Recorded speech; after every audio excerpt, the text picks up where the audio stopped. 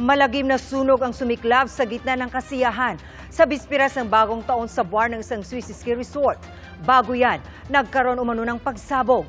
Base raw sa ibinigay na impormasyon ng Swiss Police sa Italian Foreign Ministry, hindi bababa sa 40 ang pinangangambahang nasawi. Pero hindi pa ito kinukumpirma ng mga otoridad sa Switzerland. Umabot na sa 100 ang mga nasugatan. Inaalam pa ang sanhi ng trahedya. Itinaas sa Alert Level 2 ang babala sa Bulkang Mayon.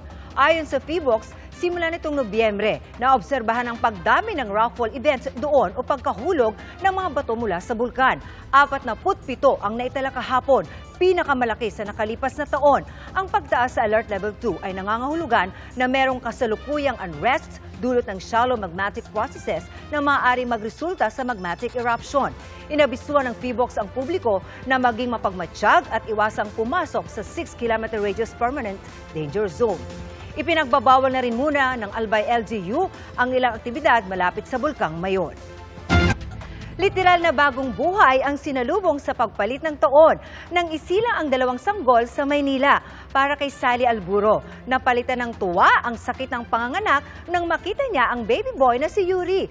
Sobrang saya rin ni Jeneline Dalen na may panganak ang first baby niyang si Zamara. Parehong hiling ng mga ina na lumaking malusog, masunurin at may takot sa Diyos ang kanilang mga anak. Ayon sa pamunuan ng Dr. Jose Fabella Memorial Hospital, parehong isinilang sa pamamagitan ng normal delivery ang 2 New Year babies. Mga kapuso, maging una sa saksi.